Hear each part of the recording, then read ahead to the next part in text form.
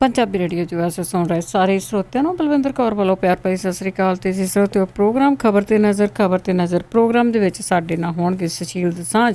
ਕੁਝ ਇੱਕ ਖਬਰਾਂ ਤੇ ਮਾਰਨਗੇ ਝਾਤ ਕਿ ਕੀ ਕੁਝ ਹੋ ਰਿਹਾ ਪੰਜਾਬ ਦੇ ਵਿੱਚ ਜਾਂ ਭਾਰਤ ਭਰ ਦੇ ਵਿੱਚ। ਖਬਰਾਂ ਤੋਂ ਪਹਿਲਾਂ ਧੰਨਵਾਦ ਕਰਨਾ ਚਾਹੁੰਦੇ ਸਾਡੇ ਸਪਾਂਸਰ ਦਾ, ਜਿਨ੍ਹਾਂ ਨੇ ਇਸ ਪ੍ਰੋਗਰਾਮ ਨੂੰ ਸਪਾਂਸਰ ਕਰਕੇ ਆਪ ਸਭ ਤੱਕ ਪਹੁੰਚਾਇਆ ਜੀ। ਸੂਬੇਦਾਰ ਸਰਜੀਤ ਸਿੰਘ ਖੰਗੂੜਾ ਤੇ ਪਰਿਵਾਰ, ਸੈਨੋਜੇ ਤੋਂ ਖਾਲਸਾ ਇੰਸ਼ੋਰੈਂਸ ਏਜੰਸੀ, ਸੈਨੋਜੇ ਤੋਂ ਗੁਰਦੀਪ ਸਿੰਘ ਬਿਰਦੀ ਕਲੋਵਸ ਤੋਂ ਨਵਜੋਤ ਕੌਰ ਕਲੋਟੀ ਦੇ ਪਰਿਵਾਰ, ਜੋ ਬਸੇਟੀ ਤੋਂ ਰਸ਼ਪਾਲ ਕੌਰ ਪਿੰਡ ਮਲਿਕਪੁਰ ਪੰਜਾਬ, ਸਤਨਾਮ ਸਿੰਘ ਸ਼ੇਰਗਿੱਲ ਤੇ ਪਰਿਵਾਰ ਸਲਮਾ ਤੋਂ, ਸੁਰਿੰਦਰ ਕੌਰ ਧਾਮੀ ਤੇ ਪਰਿਵਾਰ ਸੀਰਸ ਤੋਂ, ਮੱਖਣ ਸਿੰਘ ਮਾਨ ਵਿਸਕਾਂਸਨ ਤੋਂ, ਕਾਬਲ ਸਿੰਘ ਬੈਂਸ ਮਡੈਸਟੋ ਤੋਂ, ਦਲਵੀਰ ਸਿੰਘ ਗਿੱਲ ਲਾਈਵੋਕ ਤੋਂ, ਸੁਰਿੰਦਰ ਸਿੰਘ ਕਾਲੋਂ ਰੰਚੋ ਕਡੋਵਾ ਤੋਂ। ਬਹੁਤ ਬਹੁਤ ਇਹਨਾਂ ਦੇ ਧੰਨਵਾਦੀ ਹਾਂ, ਇਹਨਾਂ ਨੇ ਇਸ ਪ੍ਰੋਗਰਾਮ ਨੂੰ ਸਪਾਂਸਰ ਕੀਤਾ ਤੇ ਆਪ ਤੱਕ ਪਹੁੰਚਾਇਆ ਜੀ। ਧੰਨਵਾਦ ਕਰਦੇ ਹਾਂ ਜੀ ਸੁਸ਼ੀਲ ਦਸਾਂਝ ਹੋਰਾਂ ਦਾ, ਜੋ ਸਾਡੇ ਨਾਲ ਜੁੜ ਚੁੱਕੇ ਨੇ। ਸੁਸ਼ੀਲ ਦਸਾਂਝ ਜੀ, ਸਤਿ ਸ਼੍ਰੀ ਅਕਾਲ, ਸਵਾਗਤ ਹੈ ਜੀ। ਬਹੁਤ ਬਹੁਤ ਮਿਹਰਬਾਨੀ ਬਲਵਿੰਦਰ ਜੀ, ਤੇ ਪੰਜਾਬੀ ਰੇਡੀਓ USA ਦੇ ਸਾਰੇ ਸਰੋਤਿਆਂ ਨੂੰ ਵੀ ਚੰਡੀਗੜ੍ਹ ਸਟੂਡੀਓ ਤੋਂ ਸੁਸ਼ੀਲ ਦਸਾਂਝ ਦੀ ਪਿਆਰ ਭਰੀ ਸਤਿ ਸ਼੍ਰੀ ਅਕਾਲ, ਆਦਾਬ ਤੇ ਨਮਸਕਾਰ। ਦੋਸਤੋ, ਅਸੀਂ ਖਬਰ ਤੇ ਨਜ਼ਰ ਪ੍ਰੋਗਰਾਮ ਦੇ ਵਿੱਚ ਅੱਜ ਤੁਹਾਡੇ ਨਾਲ ਮੈਂ ਤੇ ਬਲਵਿੰਦਰ ਜੀ ਖਬਰ ਤੇ ਨਜ਼ਰ ਪ੍ਰੋਗਰਾਮ ਦੇ ਵਿੱਚ ਇਸ ਤੋਂ ਪਹਿਲਾਂ ਕਿ ਕੁਝ ਚਰਚਾ ਆਪਾਂ ਕਰੀਏ ਪੰਜਾਬ ਤੇ ਦੇਸ਼ ਦੁਨੀਆ ਦੀ, ਖਾਸ ਤੌਰ ਦੇ ਉੱਤੇ ਸਿਆਸੀ ਤੇ ਸਮਾਜਿਕ ਸੰਦਰਭ ਦੇ ਵਿੱਚ ਸਾਡੀ ਬਹੁਤੀ ਗੱਲ ਰਹਿੰਦੀ ਹੈ। ਮੈਂ ਚੰਡੀਗੜ੍ਹ ਸਟੂਡੀਓ ਤੋਂ ਜਿੱਥੇ ਕਿਤੇ ਵੀ ਸਾਡੀ ਆਵਾਜ਼ ਜਾਂਦੀ ਹੈ, ਸਾਡੇ ਪੰਜਾਬੀ ਰੇਡੀਓ ਦੇ ਸਾਰੇ ਪ੍ਰਬੰਧਕਾਂ ਵੱਲੋਂ, ਸਾਰੇ ਹੋਸਟ ਜਿਹੜੇ ਸਾਡੇ, ਉਹਨਾਂ ਸਾਰਿਆਂ ਵੱਲੋਂ, ਤੇ ਇੱਧਰ ਜਿਹੜੇ ਸਾਡੇ ਪੰਜਾਬੀ ਤੇ ਭਾਰਤੀ ਉਹਨਾਂ ਸਾਰਿਆਂ ਵੱਲੋਂ ਤੁਹਾਨੂੰ ਵਿਸਾਖੀ ਦੀ ਮੁਬਾਰਕਬਾਦ ਭੇਟ ਕਰਦਾ ਹੈ। ਤੇ ਇਸ ਤੋਂ ਬਾਅਦ ਹੁਣ ਕਰਾਂਗੇ ਚਰਚਾ, ਤੇ ਚਰਚਾ ਦਾ ਆਰੰਭ ਕਰਨਗੇ ਬਲਵਿੰਦਰ ਜੀ। ਜੀ ਸੁਸ਼ੀਲ ਜੀ, ਸਭ ਤੋਂ ਪਹਿਲਾਂ ਆਪਾਂ ਗੱਲ ਕਰਦੇ ਹਾਂ ਜਿਹੜੇ ਵਿਸਾਖੀ ਦੇ ਮੌਕੇ ਦੇ ਉੱਤੇ ਰੈਲੀਆਂ ਹੋਣੀਆਂ ਤੇ ਸ਼ਕਤੀ ਪ੍ਰਦਰਸ਼ਨ ਹੋਣਾ ਆ, ਉਹਨਾਂ ਬਾਰੇ ਡਿਟੇਲ। ਦੇਖੋ, ਵਿਸਾਖੀ ਦੇ ਮੇਲੇ ਤੇ ਆਮ ਤੌਰ ਦੇ ਉੱਤੇ ਤਾਂ ਵਿਸਾਖੀ ਦਾ ਮੇਲਾ ਜਿਹੜਾ ਆ ਉਹ ਤੁਹਾਨੂੰ ਪਤਾ ਹੈ ਕਿ ਸਾਡੀ ਫਸਲ ਦੇ ਨਾਲ ਜੁੜਿਆ ਹੋਇਆ, ਤੇ ਬਕਾਇਦਾ ਆਪਾਂ ਨੂੰ ਬਾਰ ਬਾਰ ਉਹ ਲਾਈਨਾਂ ਯਾਦ ਆਉਂਦੀਆਂ ਧਨੀ ਰਾਮ ਚਾਤਰਕ ਹੋਰਾਂ ਦੀਆਂ, ਤੂੜੀ ਤੰਦ ਸਾਮ ਜੱਟ ਮੇਲੇ ਆ ਗਿਆ, ਮਾਰਦਾ ਦਮਾਮਾ ਜੱਟ ਮੇਲੇ ਆ ਗਿਆ, ਤੂੜੀ ਤੰਦ ਸਾਮ, ਕਿ ਮਤਲਬ ਸਾਰੇ ਕੰਮ ਮੁਕਾ ਕੇ ਯਾਨੀ ਜੱਟ ਜਾਂ ਕਿਸਾਨ ਜਿਹੜਾ ਆ ਇੱਕ ਖੁਸ਼ੀ ਦੇ ਰੌਂ ਦੇ ਵਿੱਚ ਮੇਲੇ 'ਚ ਜਾਂਦਾ ਹੈ। ਅੱਜ ਕੱਲ੍ਹ ਬਦਲ ਗਿਆ ਸਾਰਾ ਕੁਝ, ਉਸ ਰੂਪ ਦੇ ਵਿੱਚ ਇਹਨਾਂ ਦਿਨਾਂ ਦੇ ਵਿੱਚ ਵਾਢੀ ਉਸ ਰੂਪ ਦੇ ਵਿੱਚ ਸਿਰੇ ਨਹੀਂ ਚੜ੍ਹਦੀ, ਪਰ ਉਹਦੇ ਬਾਵਜੂਦ ਇੱਕ ਰਵਾਇਤ ਪਈ ਹੁੰਦੀ ਹੈ। ਤੁਸੀਂ ਉਹ ਰਵਾਇਤ ਜਿਹੜੀ 13 ਅਪ੍ਰੈਲ ਦੀ ਵਿਸਾਖੀ ਦੀ ਜਿਹੜੀ ਹੈ ਉਹਨੂੰ ਉਸੇ ਤਰ੍ਹਾਂ ਚਲਾਉਂਦੇ ਚਲੇ ਜਾਂਦੇ ਹੋ, ਪਰ ਰਵਾਇਤ ਦੇ ਨਾਲ ਨਾਲ ਸਾਰੇ ਰੰਗ ਰੂਪ ਵੀ ਬਦਲ ਗਏ ਨੇ। ਜਿਹੜਾ ਇੱਕ ਮੇਲਿਆਂ ਦਾ ਇੱਕ ਕਲਚਰ ਹੁੰਦਾ ਸੀ, ਉਹ ਸਾਰਾ ਕਲਚਰ ਜਿਹੜਾ ਬਦਲ ਗਿਆ। ਤੇ ਦੁਖਦਾਇਕ ਗੱਲ ਇਹ ਹੈ ਕਿ ਮੇਲਿਆਂ ਦੀ ਜਿਹੜੀ ਅਸਲੀ ਰੂਹ ਹੁੰਦੀ ਸੀ, ਖੁਸ਼ੀ ਜਿਹੜੀ ਇੱਕ ਹੁੰਦੀ ਸੀ, ਉਹ ਤਾਂ ਉਦਾਂ ਵੀ ਉੱਡ ਗਈ। ਸਾਡੀ ਓਵਰਆਲ ਜਿਹੜੀ ਆਰਥਿਕਤਾ ਜਿਹੜੀ ਹੈ, ਉਹ ਖੇਤੀ ਆਰਥਿਕਤਾ ਖਾਸ ਤੌਰ ਦੇ ਉੱਤੇ ਇੰਨੀ ਬੁਰੀ ਤਰ੍ਹਾਂ ਹਿੱਲ ਗਈ ਹੈ ਵੀ ਸਾਡੀ ਜਿਹੜੇ ਰੀੜ੍ਹ ਦੀ ਹੱਡੀ ਦੇ ਮਣਕੇ ਹੈ ਸਾਡੀ ਇਕੋਨਮੀ ਦੇ, ਜਿਹੜਾ ਸਾਡਾ ਐਗਰੀਕਲਚਰ ਸੈਕਟਰ ਹੈ, ਉਹ ਬਹੁਤ ਬੁਰੀ ਤਰ੍ਹਾਂ ਹਿੱਲ ਗਏ ਨੇ ਉਹ ਮਣਕੇ। ਤੇ ਇਸ ਕਰਕੇ ਕਿਸਾਨ ਤਾਂ ਉੱਠਣ ਜੋਗਾ ਨਹੀਂ। ਅੱਜ ਤੂੜੀ ਤੰਦ ਸਾਂਭ ਹਾੜੀ ਵੇਚ ਵਟਕੇ ਵਾਲਾ ਮਾਮਲਾ ਤਾਂ ਰਿਹਾ ਹੀ ਨਹੀਂ, ਅੱਜ ਤਾਂ ਖੁਦਕੁਸ਼ੀ ਵਾਲਾ ਮਾਮਲਾ ਹੈ। ਸੋ ਇਸ ਕਰਕੇ ਜਿਹੜੀ ਉਹ ਖੁਸ਼ੀ ਹੋਣੀ ਚਾਹੀਦੀ ਸੀ, ਉਹ ਖੁਸ਼ੀ ਤਾਂ ਗਾਇਬ ਹੈ। ਪਰ ਫਿਰ ਵੀ ਇੱਕ ਪਰੰਪਰਾ ਦੇ ਵਿੱਚ ਮੇਲਿਆਂ ਦੀ ਜਿਹੜੀ ਹੈ ਉਹ ਸਾਰੀ ਸਿਲਸਿਲਾ ਜਿਹੜਾ ਚੱਲਿਆ ਆ ਰਿਹਾ।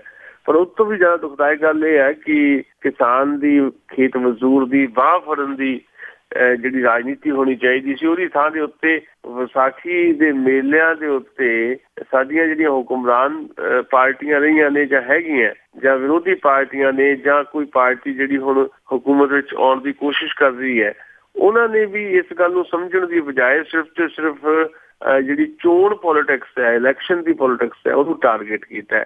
ਤੇ ਇੱਕ ਕਿਸਮ ਦਾ ਸਾਡਾ ਰਵਾਇਤੀ ਜਿਹੜਾ ਖੁਸ਼ੀ ਦਾ, ਉਮਾਹ ਦਾ, ਉਤਸ਼ਾਹ ਦਾ ਇੱਕ ਤਿਉਹਾਰ ਸੀ ਵਿਸਾਖੀ, ਉਹਨੂੰ ਇੱਕ ਕਿਸਮ ਦਾ ਅਗਵਾ ਕਰ ਲਿਆ ਸਾਡੇ ਹੁਕਮਰਾਨਾਂ ਨੇ ਜਾਂ ਬਾਕੀ ਜਿਹੜੀਆਂ ਸਿਆਸੀ ਪਾਰਟੀਆਂ ਨੇ। ਉਹਦਾ ਸਿੱਟਾ ਕਿ ਹਰ ਸਾਲ ਹੀ ਅੱਜ ਕੱਲ੍ਹ ਵਿਸਾਖੀ ਦੇ ਮੇਲੇ 'ਤੇ ਜਿਹੜੀਆਂ ਸਿਆਸੀ ਕਾਨਫਰੰਸਾਂ ਹੁੰਦੀਆਂ, ਉਹਦੇ 'ਚ ਜਿਹੜੇ ਮੇਲੇ ਦੀ ਰੌਂ 'ਚ ਜਿਹੜੇ ਲੋਕ ਕੁਝ ਆਏ ਵੀ ਹੁੰਦੇ ਆ, ਤੇ ਉਹਨਾਂ ਨੂੰ ਵੀ ਖਿੱਚ ਕੇ ਜਿਹੜੇ ਸਿਆਸੀ ਪੰਡਾਲ ਸਜੇ ਹੁੰਦੇ ਉਹਨਾਂ ਵਿੱਚ ਲਿਜਾਇਆ ਜਾਂਦਾ ਹੈ, ਜਾਂ ਕੁਝ ਉਚੇਚ ਕਰਕੇ ਵੀ ਕੁਝ ਲੋਕਾਂ ਨੂੰ ਲਿਜਾਇਆ ਜਾਂਦਾ ਹੈ। ਰੂਟੀਨ 'ਚ ਜਿਹੜੇ ਸਾਲਾਨਾ ਜਿਹੜੇ ਇਸ ਤਰ੍ਹਾਂ ਦੇ ਮੇਲੇ ਹੁੰਦੇ, ਉਹਦੇ 'ਚ ਰੂਟੀਨ 'ਚ ਜਿਹੜੀਆਂ ਪੋਲੀਟੀਕਲ ਕਾਨਫਰੰਸਿਸ ਹੁੰਦੀਆਂ, ਉਹਨਾਂ 'ਚ ਜਿਸ ਤਰ੍ਹਾਂ ਦੇ ਮੁੱਦੇ ਉਠਾਏ ਜਾਣੇ ਚਾਹੀਦੇ ਆ, ਉਹ ਆਪਣੇ ਆਪਣੇ ਐਂਗਲ ਤੋਂ ਸਾਰੀਆਂ ਪਾਰਟੀਆਂ ਉਠਾਉਂਦੀਆਂ। ਪਰ ਇਸ ਵਾਰ ਥੋੜ੍ਹਾ ਵੱਖਰਾਪਨ ਇਸ ਕਰਕੇ ਹੈ ਕਿਉਂਕਿ ਹੁਣ 10 ਮਹੀਨੇ ਰਹਿ ਗਏ ਪੰਜਾਬ ਦੇ ਵਿੱਚ ਇਲੈਕਸ਼ਨ ਦੇ ਵਿੱਚ, 10 ਮਹੀਨੇ ਰਹਿ ਗਏ ਤੇ ਚੋਣ ਕਮਿਸ਼ਨ ਨੇ ਜਿੱਦਾਂ ਕਿਹਾ ਵੀ ਅਸੀਂ ਪੰਜਾਬ ਦੇ ਵਿੱਚ 2017 ਦੀਆਂ ਜਿਹੜੀਆਂ ਚੋਣਾਂ ਦੀਆਂ ਤਿਆਰੀਆਂ ਆਰੰਭ ਦਿੱਤੀਆਂ ਤੇ ਇਸ ਕਰਕੇ 10 ਮਹੀਨੇ ਤੋਂ ਪਹਿਲਾਂ ਵੀ ਹੋ ਸਕਦਾ 5, 4, 6 ਮਹੀਨੇ ਬਾਅਦ ਹੀ ਕੁਝ ਵਿਸ਼ੇਸ਼ ਇਸ਼ੂਜ਼ ਜਿਹੜੇ ਹੈ ਉਹਨਾਂ ਨੂੰ ਉਠਾ ਕੇ ਇੱਕ ਲੋਕਾਂ ਦੀ ਜਿਹੜੀ ਸਿੰਪਥੀ ਲੈਣ ਦੀ ਕੋਸ਼ਿਸ਼ ਵਜੋਂ ਪੰਜਾਬ ਦੀ ਹੁਕੂਮਤ ਸ਼੍ਰੋਮਣੀ ਅਕਾਲੀ ਦਲ ਤੇ ਬੀਜੇਪੀ ਦੀ ਹੁਕੂਮਤ ਸਮੇਂ ਤੋਂ ਪਹਿਲੇ 5, 4 ਮਹੀਨੇ ਪਹਿਲਾਂ ਚੋਣਾਂ ਕਰਵਾਉਣ ਦੀ ਸਿਫਾਰਿਸ਼ ਕਰ ਦੇਵੇ ਤੇ ਫਿਰ ਇਹਦਾ ਮਤਲਬ ਇਹ ਹੈ ਕਿ ਚੋਣਾਂ 5, 4 ਮਹੀਨੇ ਬਾਅਦ ਵੀ ਹੋ ਸਕਦੀਆਂ, 6 ਮਹੀਨੇ ਬਾਅਦ ਵੀ ਹੋ ਸਕਦੀਆਂ, ਨਹੀਂ ਤਾਂ 8, 9 ਮਹੀਨੇ ਬਾਅਦ ਤਾਂ ਡਿਊ ਹੈਗੀਆਂ ਹੀ ਆ। ਸੋ ਇਸ ਕਰਕੇ ਇਹ ਚੋਣ ਵਰੇ ਨੂੰ ਧਿਆਨ 'ਚ ਰੱਖਦਿਆਂ ਹੋਇਆ ਮੁੱਖ ਤੌਰ ਦੇ ਉੱਤੇ ਸ਼੍ਰੋਮਣੀ ਅਕਾਲੀ ਦਲ ਤੇ ਬੀਜੇਪੀ ਗੱਠਜੋੜ ਤੇ ਕਾਂਗਰਸ ਪਾਰਟੀ ਤੇ ਬੜੀ ਤੇਜ਼ੀ ਨਾਲ ਪੰਜਾਬ 'ਚ ਉੱਭਰ ਰਹੀ ਆਮ ਆਦਮੀ ਪਾਰਟੀ, ਇਹਨਾਂ ਨੇ ਦਮਦਮਾ ਸਾਹਿਬ ਦੀ ਜਿਹੜੀ ਵਿਸਾਖੀ ਦਾ ਇਹ ਮੇਲਾ ਆ, ਇਸ ਮੇਲੇ ਨੂੰ ਪੂਰੀ ਤਰ੍ਹਾਂ ਆਪਣੀ ਸਿਆਸਤ ਦੇ ਵਿੱਚ ਰੰਗਣ ਦੀ ਤਿਆਰੀ ਕਰ ਲਈ ਹੈ ਤੇ ਅੱਜ ਉਹਦਾ ਸਿਖਰ ਜਿਹੜਾ ਤੁਸੀਂ ਦੇਖੋਗੇ ਰਾਜਨੀਤਿਕ ਪਾਰਟੀਆਂ ਵਾਸਤੇ ਇਹ ਵਿਸਾਖੀ ਦੇ ਇਸ ਮੇਲੇ ਤੇ ਆਪੋ ਆਪਣੀਆਂ ਰੈਲੀਆਂ ਦੇ ਆਪੋ ਆਪਣੇ ਅਰਥ ਨੇ।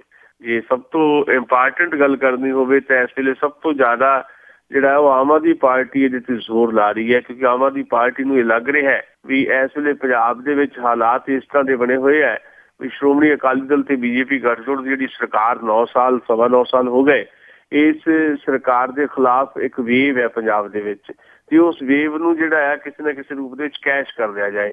ਇਸ ਕਰਕੇ ਆਮ ਆਦਮੀ ਪਾਰਟੀ ਕਿਉਂਕਿ ਪੰਜਾਬ ਦੇ ਵਿੱਚ ਲੋਕ ਸਭਾ ਚੋਣਾਂ ਤਾਂ ਉਹਨੇ ਲੜੀਆਂ ਪਹਿਲਾਂ, ਪਰ ਵਿਧਾਨ ਸਭਾ ਦੀ ਚੋਣ ਪਹਿਲੀ ਵਾਰ ਲੜ ਰਹੀ ਹੈ।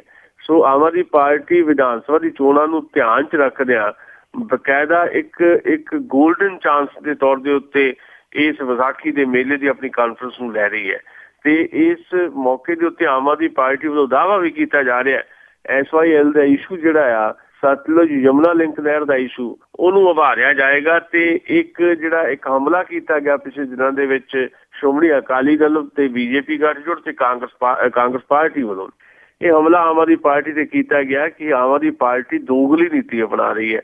ਪੰਜਾਬ 'ਚ ਆ ਕੇ ਅਰਵਿੰਦ ਕੇਜਰੀਵਾਲ ਕੁਝ ਹੋਰ ਕਹਿ ਗਏ, ਪੰਜਾਬ ਦੇ ਇੰਚਾਰਜ ਜਿਹੜੇ ਆਮ ਆਦਮੀ ਪਾਰਟੀ ਦੇ ਸੰਜੇ ਸਿੰਘ ਉਹ ਵੀ ਕੁਝ ਹੋਰ ਕਹਿ ਰਹੇ ਆ, ਉਹ ਪੰਜਾਬ ਦੇ ਹੱਕ 'ਚ ਬੋਲਦੇ ਆ ਤੇ ਦਿੱਲੀ 'ਚ ਜਾ ਕੇ ਉੱਥੋਂ ਦੀ ਸਰਕਾਰ ਜਿਹੜੀ ਹੈ ਉਹ ਅਦਾਲਤ ਦੇ ਵਿੱਚ ਪੰਜਾਬ ਦੇ ਖਿਲਾਫ ਸਟੈਂਡ ਲੈਂਦੀ ਹੈ। ਇਸ ਕਰਕੇ ਕਾਂਗਰਸ ਤੇ ਸ਼੍ਰੋਮਣੀ ਅਕਾਲੀ ਦਲ ਵੱਲੋਂ ਖਾਸ ਤੌਰ ਦੇ ਉੱਤੇ ਇਹ SYL ਦਾ ਇਸ਼ੂ ਜਿਹੜਾ ਆ ਉਹਦੇ ਤੇ ਆਮ ਆਦਮੀ ਪਾਰਟੀ ਨੂੰ ਬੁਰੀ ਤਰ੍ਹਾਂ ਘੇਰਿਆ ਗਿਆ ਤੇ ਅੱਜ ਸੁੱਚਾ ਸਿੰਘ ਛੋਟੇਪੁਰ ਨੇ ਜਿੱਦਾਂ ਦੀ ਗੱਲ ਕੀਤੀ ਹੈ ਉਹ ਤੋਂ ਲੱਗਦਾ ਹੈ ਕਿ SYL ਦਾ ਇਸ਼ੂ ਹੈ, ਉਸ ਇਸ਼ੂ ਦੇ ਉੱਤੇ ਆਪਣੀ ਸਥਿਤੀ ਆਮ ਆਦਮੀ ਪਾਰਟੀ ਸਪਸ਼ਟ ਕਰਕੇ ਕਾਂਗਰਸ ਤੇ ਅਕਾਲੀ ਸਰਕਾਰ ਨੂੰ ਜਵਾਬ ਦੇਣ ਦੀ ਕੋਸ਼ਿਸ਼ ਕਰੇਗੀ। ਕਿੰਨੀ ਕੁ ਸਫਲ ਹੁੰਦੇ ਆ ਕਿੰਨੇ ਕੁ ਨਹੀਂ ਇਹ ਵੱਖਰੀ ਗੱਲ ਹੈ, ਪਰ ਦੂਜੀ ਗੱਲ ਇਹ ਹੈ ਕਿ ਆਮ ਆਦਮੀ ਪਾਰਟੀ ਆਪਣੇ ਪੰਡਾਲ ਦੇ ਵਿੱਚ ਕਿੰਨੀਆਂ ਭੀੜਾਂ ਲੈ ਆਉਂਦੀ ਹੈ ਕਿਉਂਕਿ ਆਮ ਤੌਰ ਦੇ ਉੱਤੇ ਜੋ ਦੇਖਿਆ ਜਾ ਰਿਹਾ ਹੈ ਕਿ ਆਮ ਆਦਮੀ ਪਾਰਟੀ ਦੇ ਪ੍ਰਤੀ ਲੋਕਾਂ ਦਾ ਹੰਗਾਰਾ ਆਪ ਮੁਹਾਰਾ ਹੈ।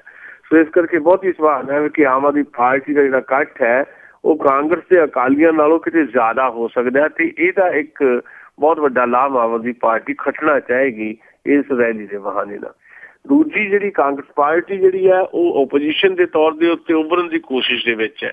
ਉਹਦੀਆਂ ਦਿੱਕਤਾਂ ਆ ਕਾਂਗਰਸ ਪਾਰਟੀ ਦੀਆਂ ਬਹੁਤ ਸਾਰੀਆਂ ਪਿਛਲੇ ਦਿਨਾਂ ਦੇ ਵਿੱਚ ਝਟਕੇ ਜਿਹੜੇ ਕਾਂਗਰਸ ਪਾਰਟੀ ਨੂੰ ਲੱਗੇ ਹੈ। ਕਾਂਗਰਸ ਪਾਰਟੀ ਦੇ ਵਿੱਚੋਂ ਵੀਰ ਦਵਿੰਦਰ ਸਿੰਘ ਨੂੰ ਕੱਢਣਾ ਪਿਆ, ਕਾਂਗਰਸ ਪਾਰਟੀ ਨੇ ਪਰਸੋਂ ਜਗਮੀਤ ਬਰਾੜ ਨੂੰ ਕੱਢ ਦਿੱਤਾ ਹੈ। ਸੋ ਕੈਪਟਨ ਅਮਰਿੰਦਰ ਇਸ ਸਿਚੁਏਸ਼ਨ ਦੇ ਵਿੱਚ ਕਿੱਦਾਂ ਇੱਕ ਮਜ਼ਬੂਤ ਓਪੋਜੀਸ਼ਨ ਦੇ ਤੌਰ ਤੇ ਕਾਂਗਰਸ ਪਾਰਟੀ ਨੂੰ ਉਭਾਰ ਸਕਦੇ ਹੈ, ਇਹ ਇੱਕ ਟੈਸਟ ਜਿਹੜਾ ਹੈ ਸ਼ਾਇਦ ਅੱਜ ਦੀ ਕਾਨਫਰੰਸ ਜਿਹੜੀ ਕਾਂਗਰਸ ਪਾਰਟੀ ਦੀ ਹੋਣੀ ਹੈ ਵਿਸਾਖੀ ਮੇਲੇ ਤੇ ਦਮਦਮਾ ਸਾਹਿਬ ਦੇ ਵਿੱਚ ਉਹਦੇ 'ਚ ਪਤਾ ਲੱਗੇਗਾ। ਉਹ ਕਾਂਗਰਸ ਪਾਰਟੀ ਜਿਹੜੀ ਹੈ ਇਸ ਮੌਕੇ ਦੇ ਉੱਤੇ ਜਿੱਥੇ SYL ਇਸ਼ੂ ਜਿਹੜਾ ਉਹਨੂੰ ਵੀ ਕੈਸ਼ ਕਰਨ ਦੀ ਕੋਸ਼ਿਸ਼ ਕਰੇਗੀ ਆਪਣੇ ਤਰੀਕੇ ਨਾਲ। ਕੈਪਟਨ ਅਮਰਿੰਦਰ ਦੇ ਸਿਰ ਤੇ ਸਿਹਰਾ ਬੰਨ੍ਹਿਆ ਜਾਏਗਾ ਵੀ ਦੇਖੋ ਜੀ ਪਾਣੀਆਂ ਦਾ ਰਾਖਾ ਜੇ ਕੋਈ ਹੈ ਉਹ ਪੰਜਾਬ ਦੇ ਸਾਬਕਾ ਮੁੱਖ ਮੰਤਰੀ ਕੈਪਟਨ ਅਮਰਿੰਦਰ ਸਿੰਘ ਹੈ ਜਿਹਨੇ ਆਪਣੀ ਪਾਰਟੀ ਦੇ ਖਿਲਾਫ ਜਾ ਕੇ ਵੀ ਵਿਧਾਨ ਸਭਾ ਦੇ ਵਿੱਚ ਪਿਛਲੇ ਸਾਰੇ ਸਮਝੌਤੇ ਰੱਦ ਕੀਤੇ ਸੀ। ਨਾਲ ਦੀ ਨਾਲ ਕਾਂਗਰਸ ਪਾਰਟੀ ਲੋਕਲ ਇਸ਼ੂਜ਼ ਚੁੱਕੇਗੀ ਜਿੱਦਾਂ ਡਰੱਗਸ ਹੈ ਜਾਂ ਪੰਜਾਬ ਦੇ ਵਿੱਚ ਜਿਹੜੀ ਇਸ ਵੇਲੇ ਅਨਐਮਪਲਾਇਮੈਂਟ ਹੈ, ਬੇਰੁਜ਼ਗਾਰੀ ਹੈ ਤੇ ਇਸ ਤਰ੍ਹਾਂ ਦੇ ਮੁੱਦਿਆਂ ਦੇ ਉੱਤੇ ਸਰਕਾਰ ਨੂੰ ਘੇਰਨ ਦੀ ਕੋਸ਼ਿਸ਼ ਕਰਨੀ ਹੈ ਕਾਂਗਰਸ ਪਾਰਟੀ ਨੇ ਤੇ ਆਮ ਆਦਮੀ ਪਾਰਟੀ ਨੂੰ ਵੀ ਟਾਰਗੇਟ ਕਰੇਗੀ ਕਾਂਗਰਸ ਪਾਰਟੀ ਕਿਉਂਕਿ ਪੰਜਾਬ ਦੇ ਵਿੱਚ ਖਤਰਾ ਕਾਂਗਰਸ ਪਾਰਟੀ ਨੂੰ ਸ਼੍ਰੋਮਣੀ ਅਕਾਲੀ ਦਲ ਬੀਜੇਪੀ ਗੱਠਜੋੜ ਦੇ ਨਾਲ ਨਾਲ ਆਮ ਆਦਮੀ ਪਾਰਟੀ ਤੋਂ ਵੀ ਬੜਾ ਵੱਡਾ ਖੜਾ ਹੋਇਆ। ਅਗਲੀ ਧਿਰ ਜਿਹੜੀ ਆ ਸ਼੍ਰੋਮਣੀ ਅਕਾਲੀ ਦਲ ਹੈ। ਹੁਣ ਸ਼੍ਰੋਮਣੀ ਅਕਾਲੀ ਦਲ ਕੋ ਕਹਿਣ ਲਈ ਕੁਝ ਨਹੀਂ ਹੈ। ਹੁਣ ਇਹ ਜ਼ਰੂਰ ਹੈ ਕਿ 9 ਸਾਲ 9.25 ਸਾਲ ਦਾ ਜਿਹੜਾ ਰਾਜ ਹੈ ਪੰਜਾਬ ਦੇ ਵਿੱਚ ਸ਼੍ਰੋਮਣੀ ਅਕਾਲੀ ਦਲ ਦਾ ਉਹਦੇ 'ਚ ਜਿਹੜੇ ਵਿਕਾਸ ਕਾਰਜਾਂ ਦੇ ਦਾਅਵੇ ਕੀਤੇ ਜਾ ਰਹੇ ਹੈ। ਸੁਖਬੀਰ ਸਿੰਘ ਬਾਦਲ ਉੱਚੀ ਸੁਰ ਦੇ ਵਿੱਚ ਉਹਨਾਂ ਦਾਅਵਿਆਂ ਨੂੰ ਜਾਂ ਵਿਕਾਸ ਕਾਰਜ ਜਿਹੜੇ ਸੱਚਮੁੱਚ ਹੀ ਕੀਤੇ ਹੈ ਉਹਨਾਂ ਨੂੰ ਕੈਸ਼ ਕਰਾਉਣ ਦੀ ਕੋਸ਼ਿਸ਼ ਕਰਨਗੇ। ਬੜੀ ਉੱਚੀ ਸੁਰ 'ਚੋਂ ਕਹਿਣਗੇ ਦੇਖੋ ਪੰਜਾਬ ਦੇ ਵਿੱਚ ਸੜਕਾਂ ਬਣਾ ਦਿੱਤੀਆਂ, ਪੰਜਾਬ 'ਚ ਬਿਲਡਿੰਗਾਂ ਬਣਾ ਦਿੱਤੀਆਂ, ਪੰਜਾਬ ਦੇ ਵਿੱਚ ਬਿਜਲੀ ਸਰਪਲਸ ਕਰ ਦਿੱਤੀ ਹੈ, ਇੱਦਾਂ ਦੀਆਂ ਗੱਲਾਂ ਕਰਨਗੇ। ਪਰ ਇਹ ਨਹੀਂ ਦੱਸਣਗੇ ਕਿ ਪੰਜਾਬ ਦੇ ਵਿੱਚ ਜਿਹੜੀ ਖੁਦਕੁਸ਼ੀ ਹੈ ਕਿਸਾਨਾਂ ਦੀ, ਖੇਤ ਮਜ਼ਦੂਰਾਂ ਦੀ, ਉਹ ਵੱਧਦੀ ਇੱਥੇ ਤੱਕ ਆ ਗਈ ਹੈ ਕਿ ਹਰ ਰੋਜ਼ ਔਸਤਨ 2 ਕਿਸਾਨ ਜਾਂ ਖੇਤ ਮਜ਼ਦੂਰ ਖੁਦਕੁਸ਼ੀਆਂ ਕਰ ਰਹੇ ਆ। ਉਹ ਇਹ ਨਹੀਂ ਦੱਸਣਗੇ ਕਿ ਪੰਜਾਬ ਦੇ ਵਿੱਚ ਇਸ ਵੇਲੇ 45 ਲੱਖ ਨੌਜਵਾਨ ਜਿਹੜਾ ਬੇਰੁਜ਼ਗਾਰੀ ਦੀ ਚੱਕੀ ਦੇ ਵਿੱਚ ਪਿਸ ਰਿਹਾ ਹੈ। ਉਹ ਇਹ ਨਹੀਂ ਦੱਸਣਗੇ ਕਿ ਪੰਜਾਬ ਦੇ ਜਿਹੜਾ ਐਜੂਕੇਸ਼ਨਲ ਜਿਹੜਾ ਸਾਡਾ ਟੋਟਲ ਜਿਹੜਾ ਮਾਹੌਲ ਹੈ ਉਹ ਇੰਨੀ ਬੁਰੀ ਤਰ੍ਹਾਂ ਜਿਹੜਾ ਬ੍ਰੇਕਡਾਊਨ ਹੋ ਗਿਆ ਹੈ ਵੀ ਕਿਸੇ ਕਿਸਮ ਦੀ ਪੜ੍ਹਨ ਪੜ੍ਹਾਉਣ ਦੀ ਜਿਹੜਾ ਕਲਚਰ ਹੁੰਦਾ ਉਹ ਕਿਤੇ ਦਿਖਾਈ ਨਹੀਂ ਦੇ ਰਿਹਾ। ਤੇ ਕਾਲਜਾਂ ਸਕੂਲਾਂ ਦੇ ਵਿੱਚੋਂ ਬਾਹਰ ਆ ਕੇ ਬੱਚੇ ਜਿਹਨਾਂ ਨੂੰ ਨੌਕਰੀ ਚਾਹੀਦੀ ਹੈ ਉਹ ਮਜ਼ਦੂਰੀ ਕਰਨ ਵਾਸਤੇ ਮਜਬੂਰ ਹੈ ਤੇ ਉਹਨਾਂ ਦੇ ਹੱਥਾਂ 'ਚ ਡਿਗਰੀਆਂ ਤਾਂ ਹੈ ਪਰ ਨੌਕਰੀਆਂ ਨਹੀਂ ਹੈ। ਉਹ ਇਹ ਵੀ ਨਹੀਂ ਦੱਸਣਗੇ ਕਿ ਪੰਜਾਬ ਦੇ ਜਿਹੜੇ ਸਿਹਤ ਸੰਸਥਾਵਾਂ ਹੈਗੀਆਂ, ਹਸਪੀਟਲਸ ਹੈ, ਖਾਸ ਤੌਰ ਤੇ ਪੇਂਡੂ ਜਿਹੜਾ ਸਾਡਾ ਹੈ ਹੈਲਥ ਸਿਸਟਮ ਹੈ ਪੂਰੀ ਤਰ੍ਹਾਂ ਕਲੈਪਸ ਹੋ ਗਿਆ, ਬਿਲਕੁਲ ਨਹੀਂ ਦੱਸਣਗੇ ਉਹ। ਸੋ ਅਲਟੀਮੇਟਲੀ ਸ਼੍ਰੋਮਣੀ ਅਕਾਲੀ ਦਲ ਬੀਜੇਪੀ ਗੱਠਜੋੜ ਵੀ ਜਿਹੜਾ SYL ਦੇ ਇਸ਼ੂ ਦੇ ਉੱਤੇ ਹੀ ਇੱਕ ਬਹੁਤ ਹੀ ਇੱਕ ਭਾਵਕ ਕਿਸਮ ਦੀ, ਇਮੋਸ਼ਨਲ ਕਿਸਮ ਦੀ ਪੋਲਿਟਿਕਸ ਖੇਡਣ ਦੀ ਕੋਸ਼ਿਸ਼ ਕਰੇਗਾ। ਤੇ ਜੋ ਕਿਹਾ ਵੀ ਹੈ ਕੈਪਟਨ ਅਮਰਿੰਦਰ ਸਿੰਘ ਨੇ ਇੱਕ ਖਦਸ਼ਾ ਵੀ ਜ਼ਾਹਰ ਕੀਤਾ ਵੀ ਸਰਦਾਰ ਪ੍ਰਕਾਸ਼ ਸਿੰਘ ਬਾਦਲ ਇੱਕ ਨਾਟਕ ਵੀ ਕਰ ਸਕਦੇ ਅੱਜ ਦੀ ਕਾਨਫਰੰਸ ਦੇ ਵਿੱਚ। ਉਹ ਇਹ ਵੀ ਕਰ ਸਕਦੇ ਆ ਕਿ SYL ਦੇ ਇਸ਼ੂ ਦੇ ਉੱਤੇ ਪੰਜਾਬ ਦੇ ਮੁੱਖ ਮੰਤਰੀ ਦੇ ਤੌਰ ਤੋਂ ਅਸਤੀਫਾ ਦੇ ਦੇਣ, ਪਰ ਅਸੀਂ ਸਮਝਦੇ ਏਦਾਂ ਹੋਣਾ ਨਹੀਂ ਹੈ। ਇਹ ਠੀਕ ਹੈ ਕਿ ਸਰਦਾਰ ਪ੍ਰਕਾਸ਼ ਸਿੰਘ ਬਾਦਲ ਪੰਜਾਬ ਦੇ ਲੋਕਾਂ ਨੂੰ SYL ਦੇ ਇਸ਼ੂ ਦੇ ਉੱਤੇ ਓਵਰ ਇਮੋਸ਼ਨਲ ਕਰਨਾ ਚਾਹੁੰਦੇ ਹੈ, ਪੰਜਾਬ ਦੇ ਲੋਕਾਂ ਨੂੰ ਸ਼ਹੀਦੀਆਂ ਲਈ ਤਿਆਰ ਹੋਣ ਵਾਸਤੇ ਕਹਿੰਦੇ ਹੈ। ਇਹ ਸਿੱਧੇ ਤੌਰ ਦੇ ਉੱਤੇ ਇੱਕ ਬਹੁਤ ਹੀ ਨੀਵੀਂ ਕਿਸਮ ਦੀ ਪੋਲੀਟਿਕਸ ਹੈ। ਪੰਜਾਬ ਨੂੰ ਝੋਕਣ ਦੀ ਤਿਆਰੀ ਹੈ ਇੱਕ ਵਾਰ ਫਿਰ ਬਲਦੀ ਦੇ ਬੂਥੇ ਤੇ, ਇਹਦੀ ਤੋਂ ਬਚਣ ਦੀ ਜ਼ਰੂਰਤ ਹੈ। ਪਰ ਦੇਖੀਏ ਪੰਜਾਬ ਦੇ ਵਿੱਚ ਕਿਸ ਤਰ੍ਹਾਂ ਦਾ ਇੱਕ ਏਜੰਡਾ ਤੈਅ ਕਰਦਾ ਸ਼੍ਰੋਮਣੀ ਅਕਾਲੀ ਦਲ ਸਾਹਿਬ। ਬਾਦਲ ਕੀ ਕਹਿੰਦੇ ਹੈ, ਸੁਖਬੀਰ ਬਾਦਲ ਹੋਰੀ ਕੀ ਕਹਿੰਦੇ ਹੈ, ਕੈਪਟਨ ਅਮਰਿੰਦਰ ਦੀਆਂ ਤੋਪਾਂ ਦੇ ਮੂੰਹ ਕਿੱਧਰ ਨੂੰ ਹੁੰਦੇ ਹੈ, ਜਾਂ ਆਮ ਆਦਮੀ ਪਾਰਟੀ ਜਿਹੜੀ ਆਪਣੇ ਆਪ ਨੂੰ ਕਿੱਦਾਂ ਸੱਚੀ ਸੁੱਚੀ ਸਾਬਤ ਕਰਦੀ ਹੈ। ਇਹ ਇੱਕ ਅੱਜ ਦੀ ਜਿਹੜੀ ਦਮਦਮਾ ਸਾਹਿਬ ਦੀਆਂ ਕਾਨਫਰੰਸ ਹੈ ਉਹਦੇ ਵਿੱਚੋਂ ਝਲਕਾਰੀ ਜਿਹੜੇ ਹੈ ਸਾਨੂੰ ਜ਼ਰੂਰ ਮਿਲਣਗੇ ਜੀ। ਜੀ ਤੇ ਅੱਗੇ ਆਪਾਂ ਫਿਰ ਚੱਲਦੇ ਹਾਂ ਜੀ ਕਾਂਗਰਸ ਵੱਲ, ਜਿੱਥੇ ਜਗਮੀਤ ਬਰਾੜ ਆ ਉਹ ਬੜੇ ਦਮਗਜੇ ਮਾਰ ਰਹੇ ਆ ਕਿ ਮੈਂ ਆਪਣੀ ਸ਼ਕਤੀ ਦਿਖਾਵਾਂਗਾ ਜਾਂ ਮੈਂ ਆਪਣੇ ਹੋਰ ਬੜੇ ਐਲਾਨ ਕੀਤੇ ਜਾ ਰਹੇ ਨੇ ਜੀ। ਦੇਖੋ ਜਗਮੀਤ ਬਰਾੜ ਹੋਰਾਂ ਦਾ ਜਿਹੜਾ ਪੋਲੀਟੀਕਲ ਕੈਰੀਅਰ ਰਿਹਾ ਪੂਰੀ ਤਰ੍ਹਾਂ ਹੁਣ ਡੁੱਬ ਗਿਆ ਹੈ। ਉਹਨਾਂ ਨੂੰ ਥੰਮਣੇ ਦੀ ਜ਼ਰੂਰਤ ਹੈ ਤੇ ਜਿਸ ਤਰ੍ਹਾਂ ਦਾ ਉਹਨਾਂ ਦਾ ਐਟੀਟਿਊਡ ਹੈ, ਦੇਖੋ ਓਨੈਸਟੀ ਜਿਹੜੀ ਹੈ ਉਹ ਆਪਣੀ ਥਾਂ ਦੇ ਉੱਤੇ ਹੈ, ਪਰ ਜੇ ਤੁਸੀਂ ਇੱਕ ਉਸ ਪਾਰਟੀ ਦੇ ਵਿੱਚੋਂ ਜਿਸ ਪਾਰਟੀ ਦੇ ਉੱਤੇ ਦੋਸ਼ ਨੇ ਕਿ ਪੰਜਾਬ ਹੀ ਨਹੀਂ ਦੇਸ਼ ਦੀਆਂ ਬਹੁਤੀਆਂ ਪ੍ਰੋਬਲਮਸ ਦੀ ਜ਼ਿੰਮੇਵਾਰ ਉਹ ਹੈ ਕਿਉਂਕਿ ਬਹੁਤਾ ਸਮਾਂ ਮੁਲਕ ਤੇ ਰਾਜ ਉਹਨੇ ਕੀਤਾ, ਉਸ ਪਾਰਟੀ 'ਚ ਰਹਿ ਕੇ ਤੁਸੀਂ ਇਹ ਦਾਅਵਾ ਕਰੋ ਕਿ ਅਸੀਂ ਬੜੇ ਇਮਾਨਦਾਰ ਆਗੂ ਹਾਂ ਤੇ ਤੁਸੀਂ ਨਿੱਜੀ ਤੌਰ ਤੇ ਇਮਾਨਦਾਰ ਹੋ ਸਕਦੇ ਹੋ ਪਰ ਇੱਕ ਬੇਈਮਾਨ ਕਿਸਮ ਦੀ ਪੋਲੀਟਿਕਸ ਦਾ ਤੁਸੀਂ ਹਿੱਸਾ ਰਹੇ ਹੁੰਦੇ ਹੋ। ਮਿਸਾਲ ਦੇ ਤੌਰ ਤੇ ਡਾਕਟਰ ਮਨਮੋਹਨ ਸਿੰਘ ਹੋਰਾਂ ਨੂੰ ਬੜਾ ਇਹ ਪ੍ਰਚਾਰਿਆ ਜਾਂਦਾ ਹੈ ਕਿ ਦੇਖੋ ਜੀ ਬੜੇ ਓਨੈਸਟ ਪ੍ਰਾਈਮ ਮਿਨਿਸਟਰ ਰਹੇ, ਪਰ 2 ਟਰਮਾਂ ਦੇ ਵਿੱਚ ਪ੍ਰਧਾਨ ਮੰਤਰੀ ਰਹਿਣਾ ਤੇ ਉਹਨਾਂ 2 ਟਰਮਾਂ ਦੇ ਵਿੱਚ ਪਿਛਲੇ ਸਾਰੇ ਰਿਕਾਰਡ ਟੁੱਟ ਜਾਣੇ ਘਪਲਿਆਂ ਦੇ, ਘੁਟਾਲਿਆਂ ਦੇ, ਤੇ ਫਿਰ ਵੀ ਉਹ ਸਰਕਾਰ ਨੂੰ ਹੈਡ ਕਰੇ ਜਾਣਾ, ਇਹ ਕਿੱਥੋਂ ਦੀ ਓਨੈਸਟੀ ਹੋਵੇ। ਜਗਮੀਤ ਬਰਾੜ ਅੱਜ ਦਾਅਵਾ ਕਰਨਗੇ, ਕਾਂਗਰਸ ਪਾਰਟੀ ਦੀ ਨੁਕਤਾਚੀਨੀ ਕਰਨਗੇ, ਬੜੇ ਵੱਡੇ ਪੱਧਰ ਤੇ ਕੈਪਟਨ ਅਮਰਿੰਦਰ ਨੂੰ ਵੀ ਘੇਰਨਗੇ। ਅਸੀਂ ਕੈਪਟਨ ਅਮਰਿੰਦਰ ਜਾਂ ਕਾਂਗਰਸ ਪਾਰਟੀ ਦੀ ਜਿਹੜੀ ਟੋਟਲ ਪੋਲੀਟਿਕਸ ਹੈ ਉਹਨੂੰ ਜ਼ਿੰਮੇਵਾਰ ਸਮਝਦੇ ਆ ਪੰਜਾਬ ਦੀਆਂ ਪ੍ਰੋਬਲਮਸ ਲਈ, ਦੇਸ਼ ਦੀਆਂ ਪ੍ਰੋਬਲਮਸ ਲਈ। ਪਰ ਜਗਮੀਤ ਬਰਾੜ ਆਪਣੇ ਆਪ ਨੂੰ ਸੱਚਾ ਸਾਬਤ ਕਿਵੇਂ ਕਰ ਸਕਦੇ ਨੇ ਇਹ ਕਹਿ ਕੇ ਅੱਜ ਵੀ ਦੇਖੋ ਜੀ ਕਾਂਗਰਸ ਪਾਰਟੀ ਨੇ ਤਾਂ ਪੰਜਾਬ ਨੂੰ ਤਬਾਹ ਕਰ ਦਿੱਤਾ, ਜਿੱਦਾਂ ਸੁਖਪਾਲ ਸਿੰਘ ਖਹਿਰਾ ਕਰ ਰਹੇ। ਸੁਖਪਾਲ ਸਿੰਘ ਖਹਿਰਾ ਜਿਹੜੇ ਹੈ ਉਹ 4 ਮਹੀਨੇ ਪਹਿਲਾਂ ਕਾਂਗਰਸ ਪਾਰਟੀ ਦਾ ਰਾਗ ਅਲਾਪਿਆ ਕਰਦੇ ਸੀ, ਅੱਜ ਉਹਨਾਂ ਨੂੰ ਇੰਦਰਾ ਗਾਂਧੀ ਜਿਹੜੀ ਹੈ ਉਹ SYL ਦੇ ਇਸ਼ੂ ਦੇ ਉੱਤੇ ਸਭ ਤੋਂ ਵੱਡੀ ਕਸੂਰਵਾਰ ਨਜ਼ਰ ਆ ਰਹੀ ਹੈ। ਜਦੋਂ ਕਾਂਗਰਸ ਸੀ ਉਦੋਂ ਕਿਉਂ ਨਹੀਂ ਸੀ ਨਜ਼ਰ ਆਉਂਦਾ, ਜਦੋਂ ਜਗਮੀਤ ਬਰਾੜ ਕਾਂਗਰਸ ਸੀ ਉਦੋਂ ਕਿਉਂ ਨਹੀਂ ਸੀ ਗੱਲਾਂ ਨਜ਼ਰ ਆਉਂਦੀਆਂ। ਅਨੁਸ਼ਾਸਨ ਆਪਣੇ ਆਪ ਦੇ ਵਿੱਚ ਵੀ ਇੱਕ ਇੰਪੋਰਟੈਂਟ ਹੁੰਦਾ। ਹੁਣ ਜਗਮੀਤ ਬਰਾੜ ਕਹਿੰਦੇ ਮੈਂ ਚੱਪੜ ਚਿੜੀ 21 ਤਰੀਕ ਨੂੰ ਐਲਾਨ ਕਰਨਾ, ਕੀ ਐਲਾਨ ਕਰਨਗੇ? ਵੱਧ ਤੋਂ ਵੱਧ ਇਹੀ ਕਰ ਸਕਦੇ ਆ ਕਿ ਉਹ ਕਹਿਣਗੇ ਕਿ ਮੈਂ ਪੰਜਾਬ ਦੇ ਵਿੱਚ ਇੱਕ ਵੱਖਰਾ ਜਿਹੜਾ ਧੜਾ ਬਣਾ ਕੇ ਮੂਵ ਕਰਾਂਗਾ, ਕਿਉਂਕਿ ਭਾਰਤੀ ਜਨਤਾ ਪਾਰਟੀ 'ਚ ਜਾਣ ਦੀ ਉਹਨਾਂ ਦੀ ਕੋਸ਼ਿਸ਼ ਇੱਕ ਵਾਰ ਫਲਾਪ ਹੋ ਚੁੱਕੀ ਹੈ। ਹੁਣ ਆਮ ਆਦਮੀ ਪਾਰਟੀ ਨੇ ਹਾਲੇ ਦਰਵਾਜ਼ੇ ਨਹੀਂ ਖੋਲੇ, ਆਮ ਆਦਮੀ ਪਾਰਟੀ ਨੇ ਆਪਣੀ ਕੋਈ ਪਾਲਿਸੀ ਜਿਹੜੀ ਹੈ ਉਹ ਅਡਾਪਟ ਨਹੀਂ ਕੀਤੀ ਹਾਲੇ ਤੱਕ। ਭਾਵੇਂ ਪਿਛਲੇ ਦਿਨਾਂ 'ਚ ਗੁਰਪ੍ਰੀਤ ਘੁੱਗੀ ਨੂੰ ਉਹਨਾਂ ਨੇ ਸ਼ਾਮਲ ਕੀਤਾ ਪਰ ਉਹ ਸਿਆਸੀ ਆਗੂ ਨਹੀਂ ਸੀ। ਕੁਝ ਹੋਰ ਲੋਕਾਂ ਨੂੰ ਵੀ ਸ਼ਾਮਲ ਕੀਤਾ, ਕਰਤਾਰ ਸਿੰਘ ਪਹਿਲਵਾਨ ਨੂੰ ਵੀ ਸ਼ਾਮਲ ਕੀਤਾ, ਪਰ ਉਹ ਵੀ ਕਿਸੇ ਰਾਜਨੀਤਿਕ ਪਾਰਟੀ 'ਚੋਂ ਨਹੀਂ ਸੀ ਆਇਆ। ਪਰ ਸੁਖਪਾਲ ਸਿੰਘ ਖਹਿਰੇ ਤੋਂ ਬਾਅਦ ਕਿਸੇ ਸਿਆਸੀ ਪਾਰਟੀ 'ਚੋਂ ਕੱਢਿਆ ਗਿਆ ਬੰਦਾ ਜਾਂ ਆਪ ਛੱਡ ਕੇ ਪਾਰਟੀ ਆਇਆ ਹੋਵੇ, ਉੱਦਾਂ ਦੇ ਬੰਦੇ ਲਈ ਦਰਵਾਜ਼ੇ ਹਾਲੇ ਆਮ ਆਦਮੀ ਪਾਰਟੀ ਨੇ ਖੋਲ੍ਹੇ ਨਹੀਂ ਹੈ। ਜੇ ਆਮ ਆਦਮੀ ਪਾਰਟੀ ਕੋਈ ਆਪਣੀ ਪਾਲਿਸੀ ਨਹੀਂ ਬਣਾਉਂਦੀ ਵੀ ਜਿਹੜੀ ਕਾਂਗਰਸ ਜਾਂ ਅਕਾਲੀਆਂ ਜਾਂ BJP 'ਚ ਜਿਨ੍ਹਾਂ ਨੇ ਆਉਣਾ ਉਹਨਾਂ ਲਈ ਕਿਸ ਸ਼ਰਤ ਦੇ ਉੱਤੇ ਉਹਨਾਂ ਨੂੰ ਪਾਰਟੀ ਦੇ ਵਿੱਚ ਦਾਖਲਾ ਦੇਣਾ ਤੇ ਫਿਰ ਉਦੋਂ ਤੱਕ ਜਗਮੀਤ ਬਰਾੜ ਵਰਗੇ ਬੰਦੇ ਕਿੱਥੇ ਜਾਣਗੇ। ਉਹ ਆਪਣਾ ਜਿਹੜਾ ਕੈਰੀਅਰ ਆ ਜਾਂ ਸਿਆਸੀ ਜਿਹੜਾ ਜੀਵਨ ਉਹ ਬਚਾਉਣ ਵਾਸਤੇ ਆਪਣੀ ਐਕਟੀਵਿਟੀਜ਼ ਤਾਂ ਜਾਰੀ ਰੱਖਣਗੇ ਨਾ। ਸੋ ਇਸ ਕਰਕੇ ਜਿਹੜਾ ਉਹਨਾਂ ਨੇ ਲੱਸੀ ਵਿਦ ਬਰਾੜ ਸ਼ੁਰੂ ਕੀਤਾ ਸੀ ਜਗਮੀਤ ਬਰਾੜ ਨੇ, ਉਹਦੀ ਕੰਟੀਨਿਊਟੀ ਕਰ ਸਕਦੇ ਆ। ਉਹ ਕਰਨਗੇ ਕਿ ਮੈਂ ਪੰਜਾਬ ਦੇ ਇਸ਼ੂਜ਼ ਨੂੰ ਲੈ ਕੇ ਪੰਜਾਬ ਦੇ ਲੋਕਾਂ ਕੋਲ ਜਾਊਂਗਾ, ਔਰ ਲੋਕਾਂ ਕੋਲ ਜਾ ਕੇ ਜੇ ਤੁਹਾਡੇ ਕੋਲ ਕੋਈ ਸਿਆਸੀ ਮੰਚ ਨਹੀਂ ਹੈ ਤੇ ਤੁਸੀਂ ਉਹਨਾਂ ਲੋਕਾਂ ਨੂੰ ਕਿੱਥੇ ਜਾਣ ਵਾਸਤੇ ਕਹੋਗੇ? ਕਾਂਗਰਸ ਦੇ ਖਿਲਾਫ ਜਾਣ ਵਾਸਤੇ ਕਹੋਗੇ, ਅਕਾਲੀਆਂ ਜਾਂ ਬੀਜੇਪੀ ਦੇ ਖਿਲਾਫ ਜਾਣ ਵਾਸਤੇ ਕਹੋਗੇ, ਜਾਂ ਫਿਰ ਆਮ ਆਦਮੀ ਪਾਰਟੀ ਦੇ ਹੱਕ 'ਚ ਜਾਣ ਵਾਸਤੇ ਕਹੋਗੇ?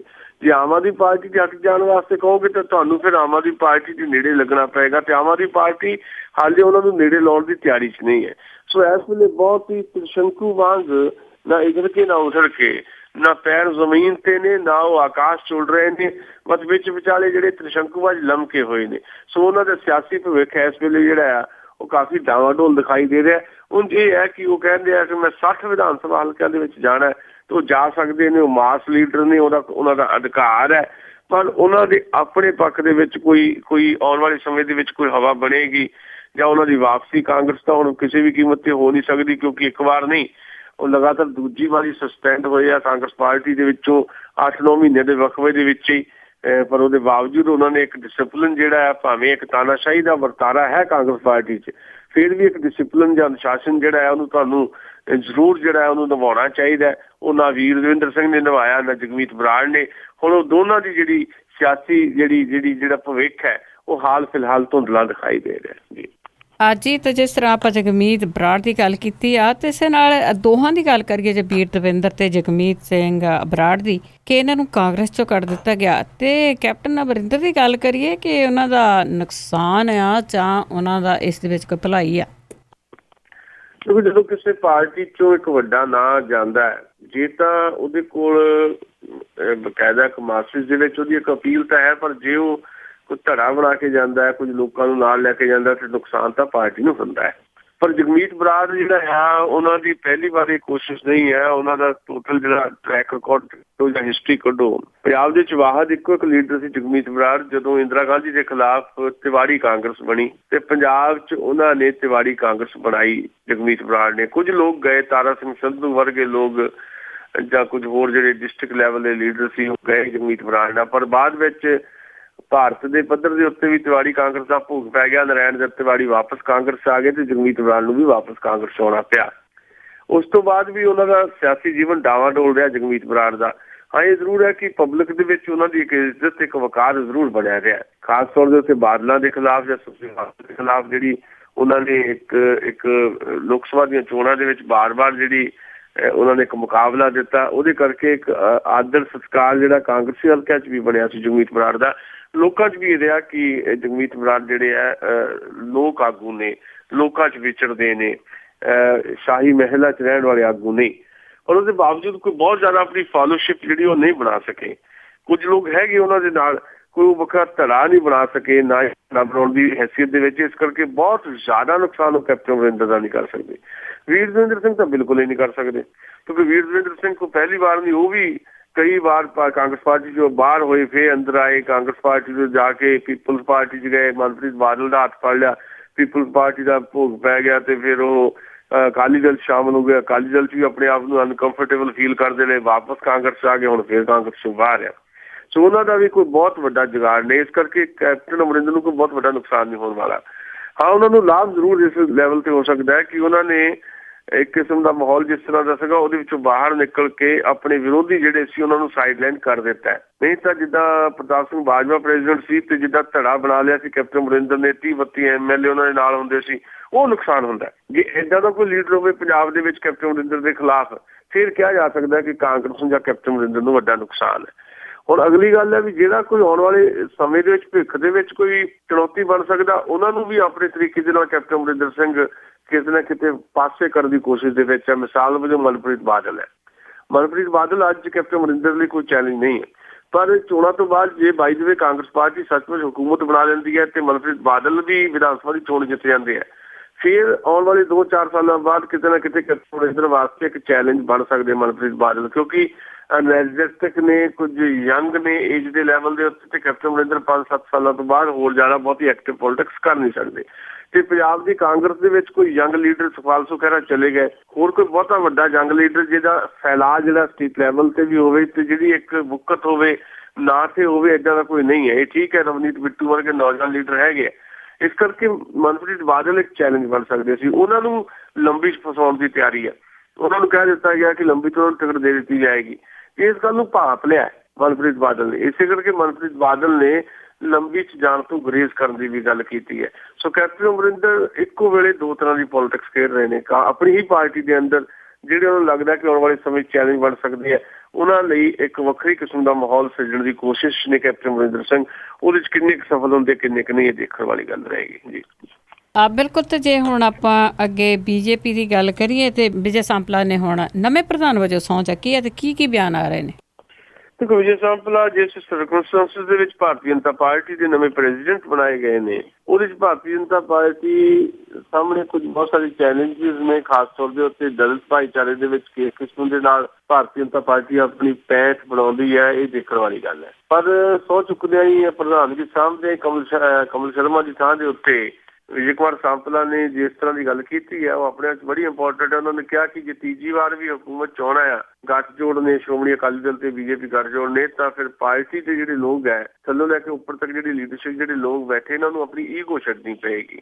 ਇਹ ਤਾਂ ਪੋਸੀਬਲ ਹੀ ਨਹੀਂ ਆ ਪੰਜਾਬ ਦੇ ਵਿੱਚ ਵੀ, ਦੇਸ਼ ਵਿੱਚ ਵੀ, ਕਿਉਂਕਿ ਇਸ ਵੇਲੇ ਸਭ ਤੋਂ ਜ਼ਿਆਦਾ ਈਗੋ ਨਹੀਂ, ਸੁਪਰ ਈਗੋ ਜੇ ਕਿਸੇ 'ਚ ਹੈ ਤਾਂ ਉਹ ਸਾਡੇ ਪੋਲੀਟੀਸ਼ੀਅਨਾਂ 'ਚ ਹੈ। ਇਸ ਸੁਪਰ ਈਗੋ ਦੇ ਚੱਲਦੇ ਹੀ ਪਿਛਲੇ 10 ਮਹੀਨੇ ਤੋਂ ਲਟਕਿਆ ਹੋਇਆ ਸੀ ਪੰਜਾਬ ਬੀਜੇਪੀ ਦਾ ਪ੍ਰੈਜ਼ੀਡੈਂਟ ਕੌਣ ਹੋਵੇ, ਕਮਲ ਸ਼ਰਮਾ ਹੋਵੇ, ਵਿਲਾਸ ਰਾਏ ਖੰਨਾ ਹੋਵੇ ਜਾਂ ਨਵਜੋਤ ਸਿੰਘ ਸਿੱਧੂ ਹੋਵੇ। 10-12 ਮਹੀਨੇ ਜਿਹੜੀ ਲੇਟ ਹੋਈ ਹੈ ਨਾ ਪ੍ਰਧਾਨਗੀ ਦੀ ਕੁਰਸੀ ਦੇ ਉੱਤੇ ਕੌਣ ਬੈਠੇ, ਇਹ ਪ੍ਰਕਿਰਿਆ ਜਿਹੜੀ ਲੇਟ ਹੋਈ ਹੈ ਉਹ ਈਗੋ ਕਰਕੇ, ਸੁਪਰ ਈਗੋ ਕਰਕੇ ਹੋਈ ਹੈ। ਤੇ ਉਂਝ ਇਹ ਆ ਕਿ ਵਿਜੇ ਕੁਮਾਰ ਸਾਂਪਲਾ ਥੋੜੇ ਨਿਮਰ ਨੇ। ਉਹਨਾਂ ਨੇ ਕਿਹਾ ਕਿ ਮੈਂ ਤਾਂ ਸਧਾਰਨ ਬੰਦਾ ਸੀ ਤੇ ਮੈਨੂੰ ਐਡਾ ਵੱਡਾ ਬੰਦਾ ਬਣਾ ਦਿੱਤਾ ਗਿਆ, ਉਹਦੇ ਲਈ ਉਹਨਾਂ ਨੇ ਪਾਰਟੀ ਦਾ ਧੰਨਵਾਦ ਕੀਤਾ। ਪਰ ਪੰਜਾਬ ਦੇ ਵਿੱਚ ਪਾਰਟੀ ਦਾ ਜਿਹੜਾ ਇਸ ਵੇਲੇ ਦਾ ਕਹਿ ਲਓ ਵੀ ਭਾਰਤੀ ਜਨਤਾ ਪਾਰਟੀ ਦਾ ਜਿਹੜਾ ਮੁਕਾਮ ਹੈ ਉਹ ਕੋਈ ਬਹੁਤ ਜ਼ਿਆਦਾ ਬੈਟਰ ਨਹੀਂ ਹੈ, ਬਿਹਤਰ ਨਹੀਂ ਹੈ। ਦਿੱਲੀ 'ਚ ਭਾਰਤੀ ਜਨਤਾ ਪਾਰਟੀ ਬਹੁਤ ਬੁਰੀ ਤਰ੍ਹਾਂ ਹਾਰੀ, ਉਸ ਤੋਂ ਬਾਅਦ ਬਿਹਾਰ ਛਾੜ ਗਈ ਤੇ ਹੁਣ ਪੱਛਮੀ ਬੰਗਾਲ ਤੇ ਕੇਰਲਾ ਦੇ ਵਿੱਚ ਭਾਵੇਂ ਕੁਝ ਆਸ ਲਾਈ ਹੋਵੇ, ਅਸਾਮ ਦੇ ਵਿੱਚ ਵੀ, ਪਰ ਉੱਥੋਂ ਵੀ ਬੀਜੇਪੀ ਲਈ ਕੋਈ ਬਹੁਤ ਚੰਗੀ ਖਬਰ ਆਉਣ ਵਾਲੀ ਨਹੀਂ ਹੈ।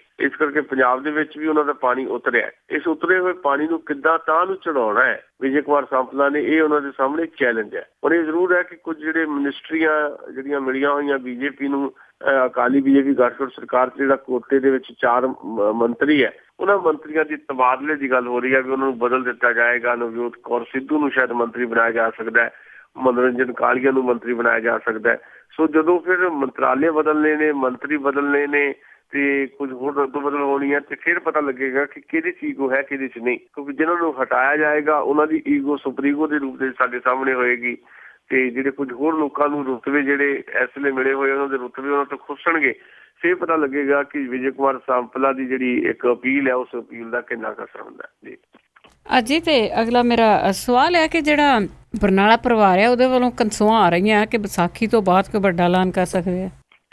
ਦੇਖੋ, ਬਰਨਾਲਾ ਪਰਿਵਾਰ ਇੱਕ ਇੱਜ਼ਤ ਦੇ ਨਾਲ ਨਾਮ ਇਸ ਪਰਿਵਾਰ ਦਾ ਲਿਆ ਜਾਂਦਾ ਰਿਹਾ। ਪੰਜਾਬ ਦੇ ਮੁੱਖ ਮੰਤਰੀ ਵੀ ਰਹੇ ਨੇ ਸਰਜੀਤ ਸਿੰਘ ਬਰਨਾਲਾ, ਤੇ ਗਵਰਨਰ ਵੀ ਨੇ ਤਾਮਿਲਨਾਡੂ ਦੇ। ਤੇ ਆਪਣੇ ਆਪ ਦੇ ਵਿੱਚ ਵੱਡੀ ਗੱਲ ਹੈ ਕਿ ਇੱਕ ਪਰਿਵਾਰ ਜਿਹੜਾ ਅਕਾਲੀ ਪੋਲੀਟਿਕਸ ਦੇ ਵਿੱਚ ਰਿਹਾ, ਜਿਸ ਪਰਿਵਾਰ ਨੇ ਪੰਜਾਬ ਦੀ ਹਕੂਮਤ ਵੀ ਸਾਂਭੀ, ਤੇ ਇਸ ਲਈ ਇਸ ਪਰਿਵਾਰ ਦੀ ਹੈਸੀਅਤ ਜਿਹੜੀ ਹੈ ਕੋਈ ਬਹੁਤ ਜ਼ਿਆਦਾ ਸਿਆਸੀ ਤੌਰ ਦੇ ਉੱਤੇ ਮੈਂ ਕਹਿ ਰਿਹਾ, ਉਹ ਬਹੁਤ ਜ਼ਿਆਦਾ ਨੋਟੇਬਲ ਨਹੀਂ ਹੈ। ਪਿਛਲੇ ਸਮੇਂ ਦੇ ਵਿੱਚ ਜਦੋਂ ਪਿਛਲੀਆਂ ਵਿਧਾਨ ਸਭਾ ਚੋਣਾਂ ਹੋਈਆਂ, ਉਦੋਂ ਵੀ ਏਦਾਂ ਦੀਆਂ ਕਨਸੂਆਂ ਸੀ ਕਿ ਬਰਨਾਲਾ ਪਰਿਵਾਰ ਸ਼ਾਇਦ ਸਿਆਸੀ ਤੌਰ ਦੇ ਉੱਤੇ ਕੋਈ ਫੈਸਲਾ ਕਰ ਸਕਦਾ ਹੈ, ਤੇ ਉਦੋਂ ਇਹ ਗੱਲ ਹੋ ਰਹੀ ਸੀ ਵੀ ਸ਼ਾਇਦ ਉਹ ਸ਼੍ਰੋਮਣੀ ਅਕਾਲੀ ਦਲ 'ਚ ਆਪਣੇ ਆਪ ਨੂੰ ਸ਼ਾਮਲ ਕਰ ਲਵੇ ਪਰਿਵਾਰ। ਜਦੋਂ ਸੁਖਦੇਵ ਸਿੰਘ ਢੀਂਡਸਾ ਰਾਹ ਦੇ ਝਿੜਕਾ ਬਣ ਗਿਆ, ਤੇ ਹੁਣ ਉਹਨਾਂ ਕੋਲ ਰਸਤਾ ਕੋਈ ਨਹੀਂ ਹੈ, ਕਿਉਂਕਿ ਉਹਨਾਂ ਦੀ ਸਿਆਸੀ ਹੈਸੀਅਤ ਕੋਈ ਨਹੀਂ ਬਚੀ। ਬਰਨਾਲੇ ਤੋਂ ਬਾਹਰ ਉਹਨਾਂ ਦੀ ਕੋਈ ਪਾਰਟੀ ਵੀ ਜਿਹੜੀ ਰਹੀ ਹੈ ਲੌਂਗੋਵਾਲ ਅਕਾਲੀ ਦਲ, ਉਹਦੀ ਵੀ ਕੋਈ ਵੁਕਤ ਨਹੀਂ ਹੈ। ਇਸ ਕਰਕੇ ਉਹਨਾਂ ਨੇ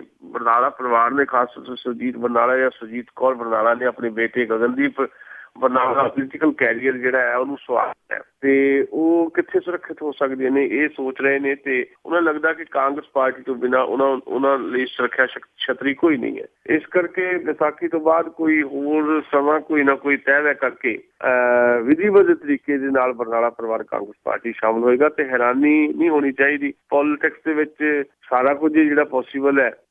ਕੈਪਟਨ ਅਮਰਿੰਦਰ ਸਿੰਘ ਕਿਸੇ ਵੇਲੇ ਬਰਨਾਲਾ ਸਰਕਾਰ ਵੇਲੇ ਪੰਜਾਬ ਦੇ ਮੁੱਖ ਮੰਤਰੀ ਸਰ ਸੁਰਜੀਤ ਸਿੰਘ ਬਰਨਾਲਾ ਸੀ ਤੇ ਕੈਪਟਨ ਅਮਰਿੰਦਰ ਸਿੰਘ ਉਸ ਸਰਕਾਰ ਦੇ ਵਿੱਚ ਖੇਤੀ ਮੰਤਰੀ ਰਹੇ ਆ। ਜਾਣੀ ਜਿਹੜੇ ਉਹਨਾਂ ਦੇ ਅਧੀਨ ਕੰਮ ਕਰਦੇ ਰਹੇ ਆ, ਹੁਣ ਉਹਦੇ ਅਧੀਨ ਬਰਨਾਲਾ ਪਰਿਵਾਰ ਨੂੰ ਰਹਿਣਾ ਪਏਗਾ, ਕਿਉਂਕਿ ਇਸ ਵੇਲੇ ਕੈਪਟਨ ਅਮਰਿੰਦਰ ਦੇ ਕੋਲ ਕਾਂਗਰਸ ਦੀ ਕਮਾਨ ਹੈ ਜੀ।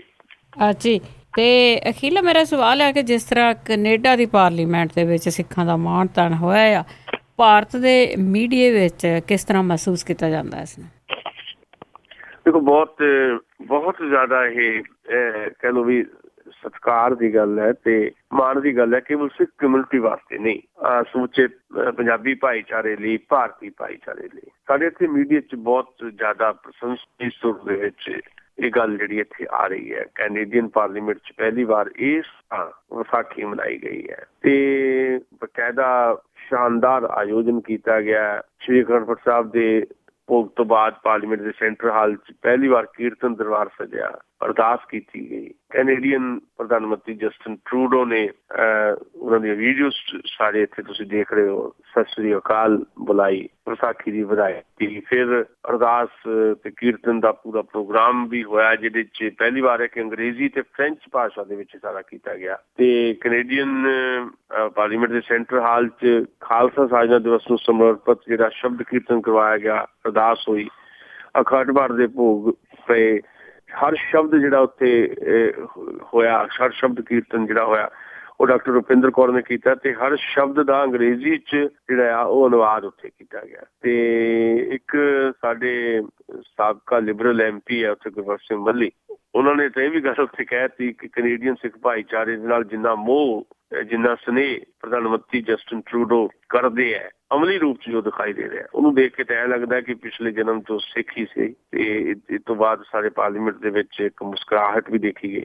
ਓਵਰਆਲ ਅਸੀਂ ਸਮਝਦੇ ਹਾਂ ਕਿ ਕੈਨੇਡਾ ਦੀ ਪਾਰਲੀਮੈਂਟ ਦੇ ਵਿੱਚ ਇਸ ਢੰਗ ਦਾ, ਇਸ ਲੈਵਲ ਦਾ ਕਦੀ ਕੋਈ ਪ੍ਰੋਗਰਾਮ ਨਹੀਂ ਸੀ। ਤੇ ਪੰਜਾਬੀ ਕਮਿਊਨਿਟੀ ਨੂੰ, ਸਿੱਖ ਕਮਿਊਨਿਟੀ ਨੂੰ ਸ਼ਾਇਦ ਦੁਨੀਆ ਭਰ ਦੇ ਵਿੱਚ ਜਿੰਨਾ ਕੈਨੇਡਾ ਦੇ ਵਿੱਚ ਉੱਥੋਂ ਦੇ ਪ੍ਰਧਾਨ ਮੰਤਰੀ ਦੀ ਅਗਵਾਈ ਦੇ ਵਿੱਚ ਸਤਿਕਾਰ ਜਾਂ ਮਾਣ ਮਿਲਿਆ, ਉਹਨੇ ਇੱਕ ਹੈਸੀਅਤ ਜਿਹੜੀ ਹੈ ਸਿੱਖ ਭਾਈਚਾਰੇ ਦੀ, ਪੰਜਾਬੀ ਭਾਈਚਾਰੇ ਜਾਂ ਭਾਰਤੀ ਭਾਈਚਾਰੇ ਦੀ, ਉਹਦਾ ਇੱਕ ਫੈਲਾਅ ਕੀਤਾ ਬਹੁਤ ਵੱਡੇ ਪੱਧਰ ਤੇ। ਖਾਸ ਤੌਰ ਦੇ ਉੱਤੇ ਜਿਹੜੀ ਬਹੁਤ ਇੰਪੋਰਟੈਂਟ ਗੱਲ ਹੈ ਉਹ ਹੈ ਕਾਮਾਗਾਟਾ ਮਾਰੂ ਦਾ ਜਿਹੜਾ ਜਹਾਜ਼ ਵਾਲਾ ਮਾਮਲਾ ਹੈ। ਕਾਮਾਗਾਟਾ ਮਾਰੂ ਦੇ ਇਸ਼ੂ ਦੇ ਉੱਤੇ ਜਿਹੜੀ ਮੁਆਫੀ ਮੰਗਣ ਦੀ ਗੱਲ ਹੈ, ਬਕਾਇਦਾ ਉਹਨਾਂ ਨੇ ਐਲਾਨ ਕੀਤਾ। ਪ੍ਰਧਾਨ ਮੰਤਰੀ ਟਰੂਡੋ ਜਿਹੜੇ ਹੈ ਤੇ ਉਹਨਾਂ ਨੇ ਕਿਹਾ ਕਿ ਕਾਮਾਗਾਟਾ ਮਾਰੂ ਦੇ ਉਸ ਕਾਂਡ ਤੇ ਜਿਹੜਾ ਉਹ ਮੁਆਫੀ ਮੰਗਣ ਦਾ ਐਲਾਨ ਉਹਨਾਂ ਨੇ ਕੀਤਾ ਕਿ ਉਹ ਮੰਗਣਗੇ ਬਕਾਇਦਾ ਇਹਦੇ ਤੇ ਮੁਆਫੀ। ਤੇ ਉਹਨੇ ਵੀ ਜਸਟਿਨ ਟਰੂਡੋ ਨੂੰ ਇੱਕ ਜਿਹੜਾ ਇੱਕ ਸਿੱਖ ਭਾਈਚਾਰੇ ਦੇ ਵਿੱਚ ਇੱਕ ਨਾਇਕ ਦੀ ਪਦਵੀ ਜਿਹੜੀ ਦੇ ਦਿੱਤੀ ਹੈ। ਤੇ ਇਹ ਕੋਈ ਛੋਟੀ ਗੱਲ ਨਹੀਂ ਹੈ। ਤੇ ਦੁਨੀਆ ਭਰ ਦੇ ਵਿੱਚ ਸਤਿਕਾਰ ਵਧਣਾ ਇਸ ਰੂਪ ਦੇ ਵਿੱਚ, ਤੇ ਉਹ ਫਿਰ ਇੱਕ ਜ਼ਿੰਮੇਵਾਰੀ ਵੀ ਬਣਾ ਦਿੰਦਾ ਹੈ। ਉਹਦੇ 'ਚ ਸਿਰਫ ਮੈਂ ਇੰਨਾ ਹੀ ਕਹਿਣਾ ਹੈ ਕਿ ਕੈਨੇਡੀਅਨ ਭਾਈਚਾਰੇ ਦੇ ਵਿੱਚ ਜਿਸ ਤਰ੍ਹਾਂ ਪੰਜਾਬੀ ਭਾਈਚਾਰੇ ਦਾ ਜਾਂ ਭਾਰਤੀ ਭਾਈਚਾਰੇ ਦਾ ਮਾਨਤਾਨ ਹੁਣ ਵਧਿਆ ਸਿੱਖ ਕਮਿਊਨਿਟੀ ਦਾ ਖਾਸ ਤੌਰ ਦੇ ਉੱਤੇ, ਇਹਨਾਂ ਨੂੰ ਉਹਦੀ ਜ਼ਿੰਮੇਵਾਰੀ ਜਿਹੜੀ ਓੜਨੀ ਚਾਹੀਦੀ ਹੈ। ਕਿਉਂਕਿ ਇੱਥੇ ਤੱਕ ਜੇ ਤੁਸੀਂ ਪਹੁੰਚੇ ਹੋ